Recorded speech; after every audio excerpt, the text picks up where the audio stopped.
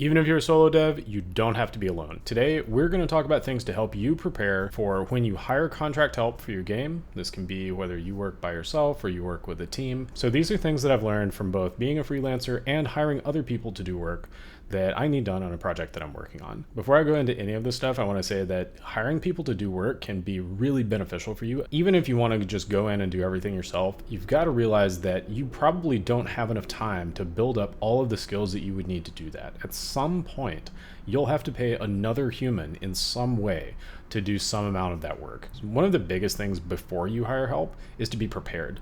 And when you're working on games, a great way to be prepared is to have that game design document. Now, you may say, I want to hire someone to write it for me. And what I would say to you is write one anyway, yourself. Write a short one. It helps you understand what it is that you want for the game, and it helps you define where that game is going to go so that you can communicate that to other people, and you can communicate that when you go to hire people to make sure you get the results that you want. So when you're bringing on contract work or when you're hiring other people, it can also be really beneficial for you to learn a little bit about that domain. That helps you understand the jargon that they're going to use, all kinds of domains and disciplines that all have different jargon.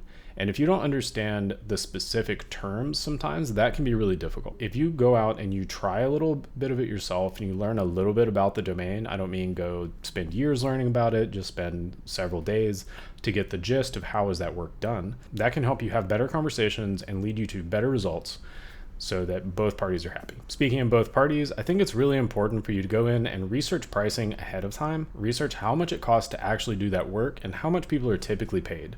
This can help you in a lot of ways. It helps you make a more fair offer to anyone that you're hiring, but it also helps you understand when you might be getting scammed. If you see an offer that's too good to be true, like someone is saying they'll build your entire game for you for $10, that's probably not true. They're probably going to give you something else, and you probably won't be happy. Go in, do a little research about that domain. Research how much is it to typically get a 3D model? How much is it to typically get a piece of concept art? To hire a developer to write a backend for you? You can find that in various marketplaces like Fiverr. You can find that online if you search for salaries of people, and do a little bit of back calculation on your part and determine about how much you think the job that you're hiring that person for would be worth. A lot of times they're going to tell you up front what the pricing is, and that's just something to be prepared for. So now that we've gone through those things, we're almost ready to get in and look at hiring someone or hiring a contractor. And that gets us to the first step of engaging with that person is writing a brief. Write a brief that details what it is you're looking for, how it's going to fit into the big picture, and make sure to provide them with context that they need to do the work. That helps you get the kind of work that you want, and it helps the other party understand that this is why they're doing some of the work they're doing, and they can kind of help you with that sometimes. So how you write that brief really depends on the domain. So I'm not going to go into specifics on that,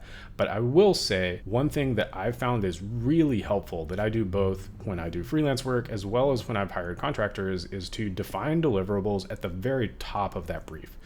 Before you even go into what it is, before you go into any of the details and provide any of the links, list out in a very clear way what the deliverables are for that project that you're hiring the person for. That can go a long way to helping you avoid confusion, helping you avoid frustration, and hopefully saving you a little money to avoid rework. Another thing to keep in mind when you're hiring someone to do a piece of work is to understand the workflow that that person's going to go through. This is something you can ask them if you don't know. If you understand the workflow, that gives you an idea of the amount of time that's going to be involved, and also can get you an idea of what are intermediate deliverables that you might expect throughout the term of the project. Final thing I want to say about hiring contract work to help you with your game is have a conversation. It doesn't have to be face-to-face. It doesn't have to be a live conversation, but have a conversation. On Fiverr, you'll notice that you can chat with the freelancers quite often, and that's something I'd really encourage you do before you book people. And by doing that, you help them understand what it is you're looking for so that they can deliver something to you that meets what you're looking for. You're happy, they're happy, and everyone goes away in a much better situation. Hopefully these quick tips about what to do when you hire contract help have been useful for you. If you're thinking about hiring contract help,